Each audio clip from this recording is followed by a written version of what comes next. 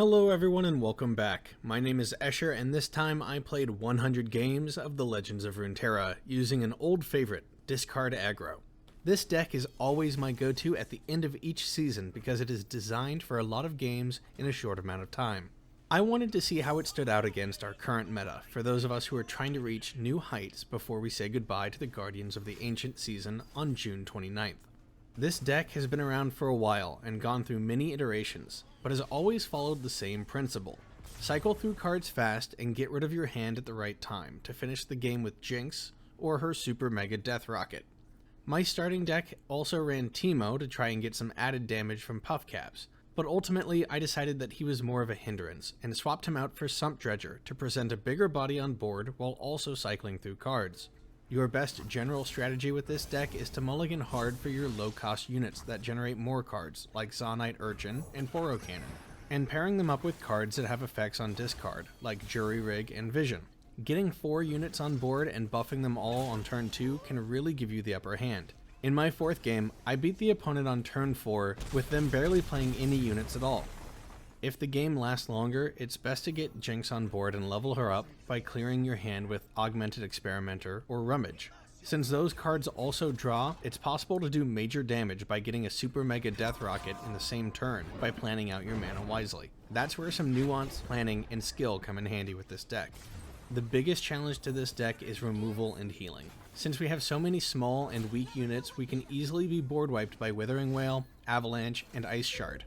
Because our strategy is so reliant on hitting face with a lot of small units, it's difficult to play around those spells, but with careful observation of your opponent's spell mana and how they're playing, it's possible to anticipate their move. Often, opponents would let me build a board wide before they use their removal, so if you spot that, don't play into it. Instead, go for the attack and force them to use it while you still have cards in hand to replenish your board with. Healing is also a challenge to play against. It only pulls the game out longer and allows the opponent to build up their win condition. Keep cycling for Jinx and use Super Mega Death Rocket or Get Excited to get damage in before they can. In my experience, the current meta is pretty split right now as far as favorable matchups for this deck, but I had some success pushing through Platinum. Keep in mind that this was on the North American Shard during patches 2.9 and 2.10, so your mileage may vary. For more specific matchups, let's take a look at the top 5 decks I faced. Number 1. Everyone's current favorite deck is once again in the top spot, but this time it's a favorable matchup for us. I won 58% of the games against Azir Aurelia. This is largely due to the strategy I outlined before. Get the small units on board and hit before they can. Daring Poros are great for blocking Greenglade Duo, and buffed Flame Chompers can crush sparring students on an opening attack. Most of my winning matches ended by turn 5 before they could play Voice of the Risen. If it goes past that, you're on thin ice. Number 2. Thresh Nasus keeps its second spot once again. Unfortunately, it is not a good matchup for us. With Withering Wail to wipe our board and benefiting from every unit they slay, it's hard for us to get the upper hand, but it's not impossible. I was able to win 3 times by relying on Daring Poros and Get Excited. We also need to be careful of taking trade traps because Black Spear will easily destroy anything in our deck. Number 3. Ezreal Draven has been in and out of the meta recently, but this time I saw it more than ever. This is a deck with so many spells that they seemingly have an answer for everything we lay down. In game 10, they even had Death Lotus, which I wasn't expecting, but wiped me out completely. Getting as much damage in before turn 3 is really key here, and if we're lucky, they may not have Tribeam and Probulator in hand to kill our champions. Number 4. TLC spends another week in the top 5, but only shows up 6 times. Much like Thresh Nasus, this is a poor matchup for us, given how much removal and healing they have. This is definitely a game you want to take early, or at least do as much damage as early as possible, because if they're able to last into the late game and get the Watcher on board, there's nothing we can do about it. I did get a couple wins, including a lucky Super Mega Death Rocket after the Watcher obliterated my deck. Number 5.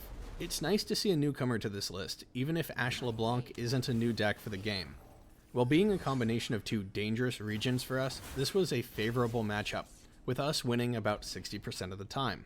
From what I saw, this deck doesn't seem to run Ice Shard or Death Lotus, so Frostbite is our main concern to play around. Our general strategy works well in this matchup, and Augmented Experimenter is great for eliminating either of their champions before they can become real problems.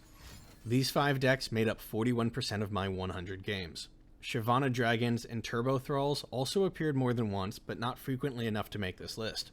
Despite how stale the meta seems right now, it's nice to see that over half of the games I faced are experiments to try to poke holes in it.